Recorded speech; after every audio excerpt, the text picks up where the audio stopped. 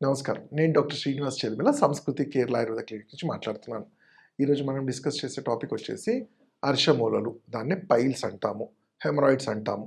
అయితే దీని గురించి మనము ఎందుకు తెలుసుకోవాలి అంటే మోస్ట్‌లీ చాలా మటుకు దీని గురించి అవేర్‌నెస్ ఉంటుంది. ఎట్ ద సేమ్ టైమ్ అలానే ఎవరితో డిస్కస్ కూడా చేయరు. అంటే ఎస్పెషల్లీ ఆడవాళ్ళలో అయితే ఎవరికి చెప్పాలన్నా మొహమాటము. అసలు దాని గురించి పట్టించుకోకుండా అది చాలా ప్రాబ్లమాటిక్ అయిన తర్వాతనే డాక్టర్స్ దగ్గరికెళ్తుంటారు. ఈవెన్ మగవాళ్ళలో కూడా అంతే. ఎవరికి చెప్పాలి? చెప్తే అది ఏమనుకుంటారో అనేసి భయపడుతూ ఉంటారు. బట్ ఇది అదే కాదు. ఒక వ్యాధి దాన్ని సరైన టైంలో సరైనగా మనం గుర్తించగలిగితే ఇతరత్ర కాంప్లికేషన్స్ లేకుండా మనం కాపాడిన వాళ్ళమవుతాం. అయితే అసలు పైల్స్ అంటే ఏంటి? ఇది ఎన్ని రకాలు? ఎవరికొస్తుంది? దాన్ని ట్రీట్ చేయడం ఎలా తెలుసుకోవాలి?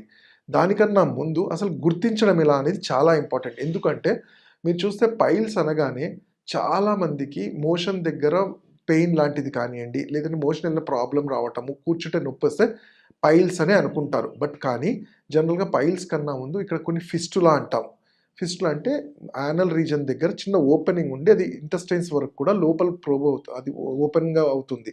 దానివల్ల బాక్టీరియం ఉండి కొన్నిసార్లు అది క్యాన్సర్‌గా కూడా టర్న్ అయ్యే ఛాన్సెస్ ఉంటాయి. సో, అందుకనే యానస్ దగ్గర ఏది ప్రాబ్లమ్ వచ్చినా ఫస్ట్ డాక్టర్‌గా అబ్జర్వ్ చేసిన తర్వాతనే పైల్సా, ఫిస్టులానా, ఫిషర్ అంటాము. ఫిషర్ అనేది కూడా చిన్నగా చిట్లినట్టు ఉండి పెయిన్‌ఫుల్ కండిషన్స్ ఉంటుంది. ఏదైనా ఫస్ట్ మనం చూసి డాక్టర్‌తో మాట్లాడితే గాని అది అర్థం కాదు. అయితే ఇప్పుడు మనం మాట్లాడేది పైల్స్. అసలు పైల్స్ అనేది ఎలా ఉంటుంది అంటే, మీరు జనరల్‌గా చిన్న మొటిమలాగా మనకు ఫేస్ మీద మొటిమలు, పెద్ద మొటిమలు ఎలా ఉంటాయో యానల్ రీజియన్ దగ్గర చిన్నగా ఇవి ట్యాగ్స్ అంటాము.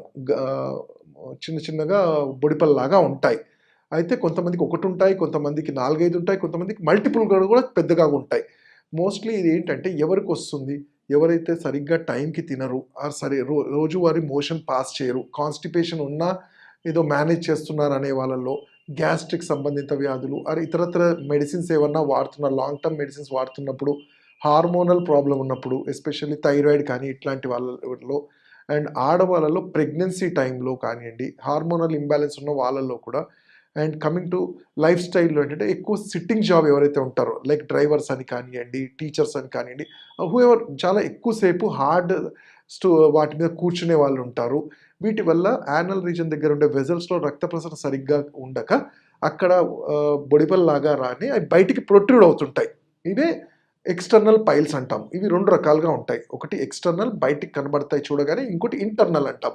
ఇంటర్నల్ అనేది ఈ కింద ఇంటెస్టైన్స్ ఏదైతే ఉంటుందో పెద్ద పేగు చివరి దగ్గర అక్కడ కూడా చిన్న చిన్న బొడిపెల్లాగా చిన్న చిన్న వాపుల్లాగా ఉంటాయి. అయితే ఇది ఇంకో రకంగా చూసుకుంటే ఇంకా 2 రకాలుగా ఉంటాయి. ఏంటి? Bleeding piles, non bleeding piles అంటాము. అంటే కొన్ని సార్లు నేను చెప్పినట్టు ఇంతకుముందు లోపలున్న పైల్స్ మోషన్ వెళ్తున్నప్పుడు దాన్ని తగిలి రప్చర్ అయ్యి ఆ ఇంటెస్టైన్స్ నుంచి బ్లడ్ పడుతూ ఉంటుంది. కొన్నిసార్లు బ్లడ్ రాదు. సో, 2 రకాలుగా ఉంటాయి. కొన్నిసార్లు ఇది అంటే మన టైమింగ్ పొజిషన్ వైస్‌గా కూడా 9:00, 7:00 పొజిషన్స్‌లో కూడా ఉంటుంది. అయితే అది మనం అబ్జర్వ్ చేయగానే తెలిసిపోతుంది. మరి నేను చెప్పాను కదా! ఇది ఎన్ని రకాలుగా చెప్పాను. 2 రకాలు ఉంటుంది. ఒకటి బయటకు కనబడేది. ఇంకోటి లోపల ఉండేది. బయటకు కనబడేవి మనము మోషన్‌కెళ్ళినప్పుడు ఎప్పుడైతే వాష్ చేస్తారో చేతికి తగులుతూ ఉంటాయి. తగిలినప్పుడే మనకి అర్థమైపోవాలి. ఇది పైల్ మాస్ లాగా ఉంది. దీన్ని మనం డాక్టర్‌ని కలవాలి అని. కొంతమందికేంటంటే చాలా స్పైసీ ఫుడ్ తీసుకున్నప్పుడే ఇవి బయటకు వస్తుంటాయి. మోషన్ హార్డ్‌గా అయినప్పుడే వస్తుంటాయి. మిగతా టైంలో బానే ఉంటుంది. అండ్ అంటే ఏవైతే ఈ నాన్ వెజ్ ఐటెమ్స్ కానీ, ఆల్కహాల్ కానీ ఇలాంటివి తీసుకోవడము, లేట్ నైట్స్ ఫుడ్ తీసుకోవడం వల్ల కనబడుతుంటాయి.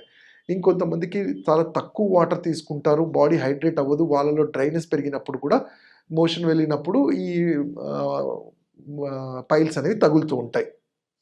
అయితే కొంతమందికి చాలామందికేంటంటే ఇది పెయిన్‌ఫుల్ కండిషన్‌గా కూడా ఉంటుంది. కూర్చోవడానికి కూడా ఇబ్బందవుతుంది డాక్టర్ గారు తగిలినప్పుడు చాలా పెయిన్ అంటారు.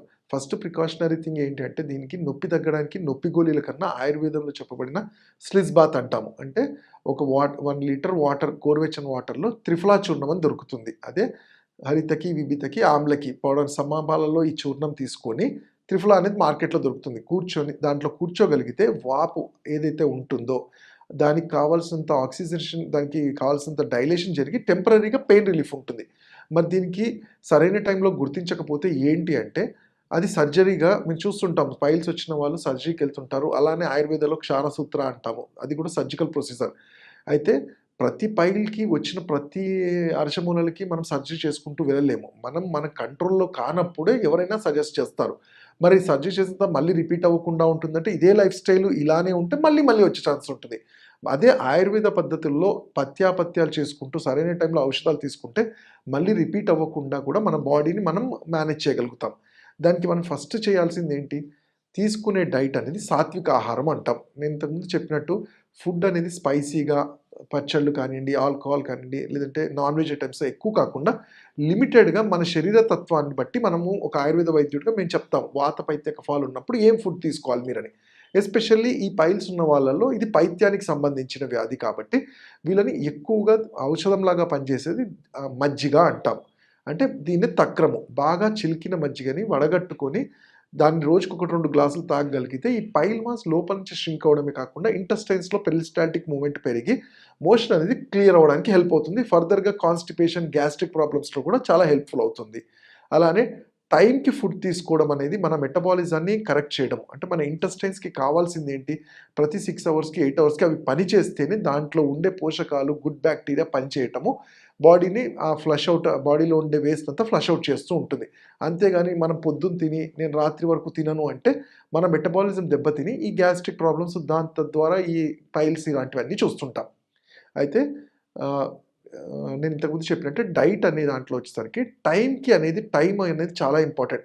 మనం breakfast, lunch, snacks, lunch, dinner ఎలా చేస్తామో 3-4 టైమ్స్ ఆ టైమింగ్ కూడా చాలా ఇంపార్టెంట్. రాత్రి 8 లోపలే డిన్నర్ అనేది ఫినిష్ చేయగలిగితే రాత్రి పైత్యకాలం 10 తర్వాత మన లివర్ అనేది బాడీలో తీసుకున్న ఫుడ్ అంతా అబ్జర్వ్ చేసుకొని మన డైజెషన్‌ని ఈజీగా చేస్తుంది. అంతేగాని లేట్ నైట్స్ పడుకోకుండా నిద్ర రావట్లేదని చెప్పి తినడము వీటన్నిటి వల్ల మళ్ళీ ఈ గట్ మీద ప్రెషర్ పెరుగుతుంది.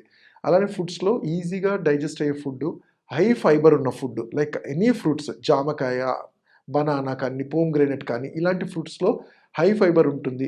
అలానే మన డైట్‌లో మిల్లెట్స్ యాడ్ చేయడం వల్ల millets high fibre, high energy కాబట్టి వాటి వల్ల కూడా ఫైబర్ కంటెంట్ ఎక్కువ ఉన్నప్పుడు ఈ మోషన్‌లో అంటే మన బాడీలో ఉండే ఫీకల్ మ్యాటర్‌ని ఫ్లష్ అవుట్ చేయటము, టాక్సిన్స్ అన్ని క్లియర్ చేయడంలో హెల్ప్ అవుతుంది. ఇవన్నీ చేసినా పైల్స్ ఆల్రెడీ వచ్చాయి డాక్టర్. ఇప్పుడు వీటిని తగ్గించుకోవడానికి ఏంటంటే ఆయుర్వేదంలో చాలా మంచి ఔషధాలు చిరువిల్వాది కషాయం అని కానివ్వండి, బ్లీడింగ్ ఉన్నప్పుడు దుష్పర్శకాది కషాయం అని, కంకాయనవటి, కాంచనాల గుగ్గులు, అభయారిష్ట ఇలా మీ తత్వాన్ని బట్టి ఏది సరైన టైంలో సరైన మోతాదులో ఇవ్వాలో మేము డిసైడ్ చేసి ఇవ్వగలిగితే ఈ ప్రాబ్లమ్‌ని మరీ ఫర్దర్‌గా పెరగకుండా, కాంప్లికేట్ అవ్వకుండా మనం కంట్రోల్ చేసిన వాళ్ళం అవుతాం. కాకపోతే ఇది అనుకున్నంత ఈజీగా తొందరగా అయ్యేది కాదు. ఓపికగా ఉండగలిగి ఔషధాలు తీసుకుంటూ పత్యం చేయగలిగితే ఇట్లాంటి పైల్స్ అన్నీ కూడా మనం మంచిగా నార్మల్‌గా చేయడానికి వీలవుతుంది. ఇంకా వీటి గురించి తెలుసుకోవాలంటే మీరు నా క్లినిక్స్ హైదరాబాద్‌లో గాని, నన్ను ఆన్‌లైన్ కన్సల్టేషన్ గాని చేయొచ్చు. నా number 7658909501. And for more videos, Please subscribe to iDream. Please subscribe to iDream. Please subscribe iDream. And please subscribe to iDream. For more videos, subscribe to iDream. please like, share and subscribe to the channel. Congratulations, iDream. subscribe to iDream. Subscribe to iDream. So subscribe to iDream Media. iDream ki iDream team అందరికి huge congratulations. Please subscribe iDream Media. Please subscribe to iDream. Subscribe iDream. Please subscribe to iDream. iDream అంటే నా కళల ఛానల్ను subscribe చేసుకున్న నోరు తిరుగుతలేదు, మీరైతే గంట గుర్తు కొట్టండి. For more such videos, please subscribe to iDream. Subscribe to iDream. Please subscribe to iDream. Please subscribe iDream Media. Please do subscribe to iDream. Please subscribe to iDream Media. For best entertainment and information, please subscribe iDream. And don't forget to subscribe to iDream.